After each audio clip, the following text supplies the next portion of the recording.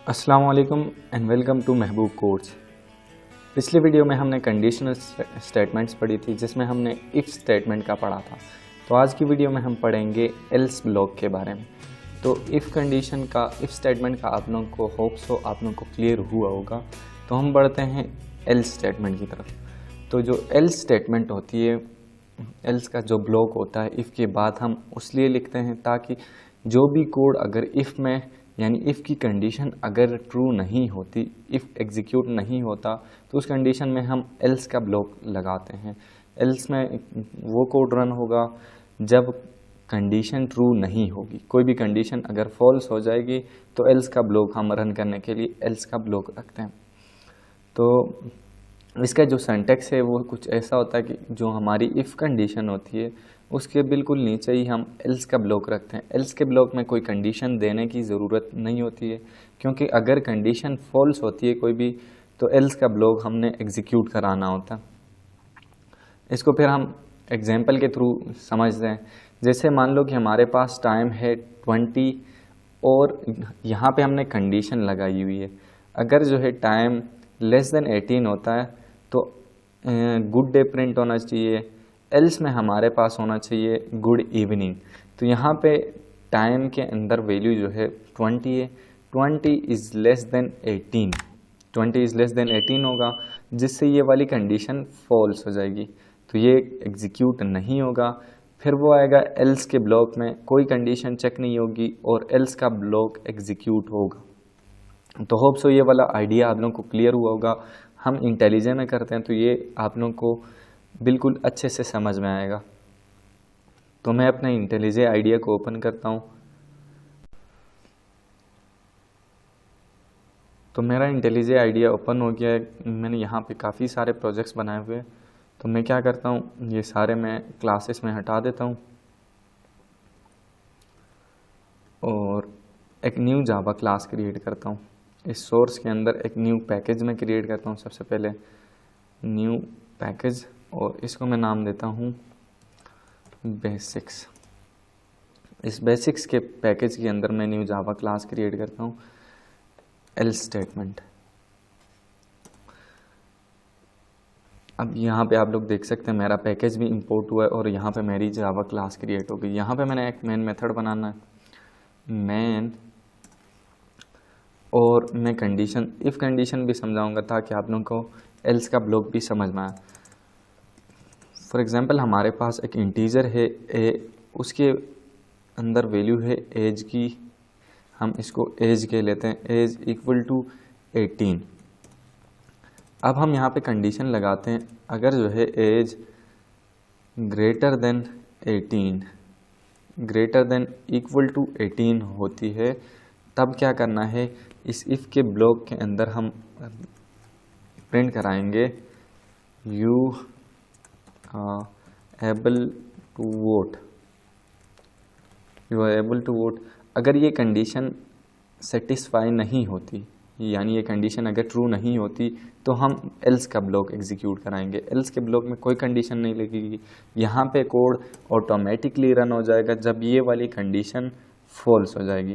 तो एल्स का ब्लॉक तब एग्जीक्यूट होता है जब हमारे पास इफ़ कंडीशन एग्जीक्यूट नहीं होती, यानी वो फॉल्स होती है। तो यहाँ पे हम लिखते हैं you are unable to vote. अब मैं इसको रन करता हूँ। इस सूरत में हमारे पास आउटपुट आएगा you are able to vote. क्यों आएगा? क्योंकि हमारे पास जो एज है वो ग्रेटर देन इक्वल टू 18 है। ग्रेटर तो नहीं है लेकिन 18 के बराबर है, तो ये वाला कोड एग्जीक्यूट होगा और एल्स स्टेटमेंट एग्जीक्यूट नहीं होगी। अगर हमारा ऊपर वाली कंडीशन ट्रू हो गई, आप लोग यहाँ पे देख भी सकते हैं, तो क्या हुआ, you are able to vote ये वाला प्रिंट हुआ और एल्स का ब्लॉक स्किप हो गया। कंपाइलर ने उसको स्किप किया और सीधा यहाँ से बाहर आ गया और यहाँ पे जो कोड होगा वो रन होगा। फॉर एग्जांपल मैं यहाँ पे कोड लिखता हूँ प्रोग्राम एंड्स हियर और मैं फिर से रन करता हूँ इसको। तो आप लोग देखेंगे कि ये जो एल्स का ब्लॉक है ये कंपाइलर स्किप करेगा जब ये वाली कंडीशन ट्रू होगी। तो ये यहाँ पे ये वाली कंडीशन ट्रू हो गई, तो इफ़ का जो ब्लॉक था उसके अंदर जो कोड था वो एग्जीक्यूट हो गया। एल्स कंपाइलर ने इग्नोर किया और नीचे आके प्रोग्राम एंड्स हियर अब मान लो यहाँ पे हम वैल्यू डालते हैं 14 की सूरत में क्या होगा, सबसे पहले वैल्यू जाएगी एज की यहाँ पे 14 is greater than equal to 18, जिसमें फॉल्स हो जाएगा और एल्स का ब्लॉक एग्जीक्यूट होगा। एल्स का ब्लॉक तब एग्जीक्यूट होगा जब भी कोई कंडीशन फॉल्स हो रही होती। तो इस सूरत में हमारी कंडीशन फॉल्स हो रही होती तो ये वाला कोड एग्जीक्यूट होगा और बाहर आके ये वाला कोड भी एग्जीक्यूट कर देगा। तो होप सो ये वाला आप लोगों को क्लियर हुआ होगा। तो मैं अब क्या करता हूँ, स्कैनर क्लास बना के वहाँ से मैं आप लोगों को समझा देता हूँ।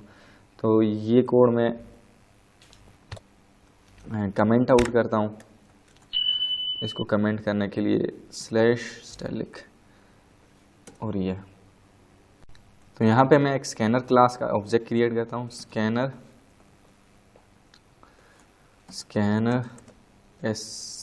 Scanner equal to new scanner system dot in. अगर आप लोगों को स्कैनर के ऑब्जेक्ट का समझ नहीं आया तो आप लोग मेरी पिछले वीडियो देख सकते हैं। तो मैं यहाँ पे यूज़र से कहता हूँ एसआउट में इंट योर एज, मैं उससे उसकी एज इनपुट लेने वाला हूँ और जो एज इनपुट लूँगा मैं इंटीजर के एक वेरिएबल के अंदर लूँगा और मैं इस सारे को नीचे की तरफ मूव करता हूँ ताकि आप लोग को कोई कन्फ्यूजन ना हो। तो यहाँ पे मैं एक एज का वेरिएबल बनाता हूँ और उसके अंदर वो वैल्यू रीड करता हूँ स्कैनर क्लास के थ्रू।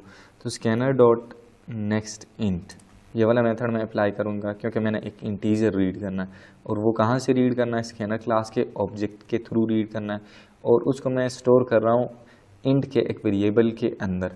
अब जो एज आएगी यहाँ से उस पर मैं कंडीशन लगाऊंगा।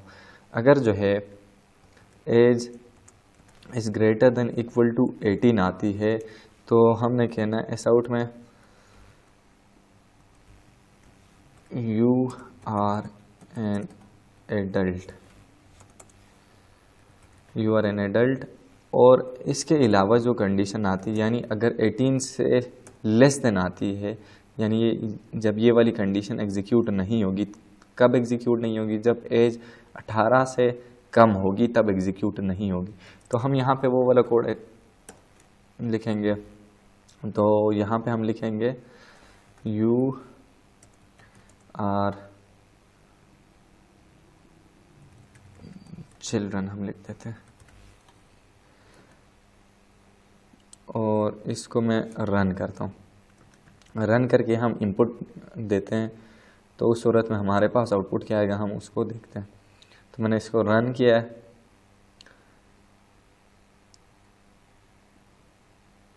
तो ये रन नहीं हुआ, पता नहीं क्या मसला है।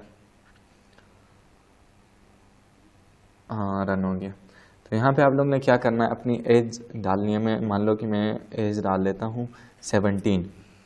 तो 17 जब मैंने एज डाली तो क्या हुआ, इस वेरिएबल के अंदर एज की वैल्यू गई और ये वाला कंडीशन एग्जीक्यूट हो गया। तो एज के अंदर हमारी गई 17 is greater than equal to 18।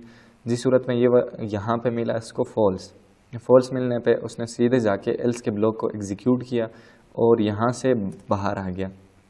मैं फिर से रन करके अगर 18 से ज़्यादा कोई वैल्यू डालूँ, 18 से बड़ी कोई वैल्यू, तो उस सूरत में क्या होगा। तो मैंने फिर से रन किया। अब मैं यहाँ पे वैल्यू डालने वाला हूँ 45। तो यहाँ पे आप लोग देख सकते हैं आउटपुट आया यू आर एन एडल्ट। तो ये वाला 45 पे ट्रू हो गया तो अंदर वाला कोड रन हुआ और एल्स का ब्लॉक कम्प्लीटली इग्नोर किया कंपाइलर। तो होप सो ये आइडिया आप लोगों को क्लियर हुआ होगा। इफ़ स्टेटमेंट के साथ हम एल्स का ब्लॉक इसलिए लगाते हैं अगर हमारे पास इफ़ की कंडीशन ट्रू नहीं आती है यानी फॉल्स हो जाती है, तब एल्स का ब्लॉक हम लगाते हैं ताकि वो एग्जीक्यूट हो। अगर आप लोग मेरे चैनल पे नए हैं तो मेरे चैनल को सब्सक्राइब करें और आप लोग ने जावा कंप्लीट सीखना है तो मेरी जो प्लेलिस्ट है आप लोग पूरी देखें बिल्कुल शुरुआत से। अगर आप लोगों को वीडियोस पसंद आती हैं तो लाइक करें और शेयर भी किया करें। तो मिलते हैं अगली वीडियो में, तब तक के लिए अल्लाह हाफिज़।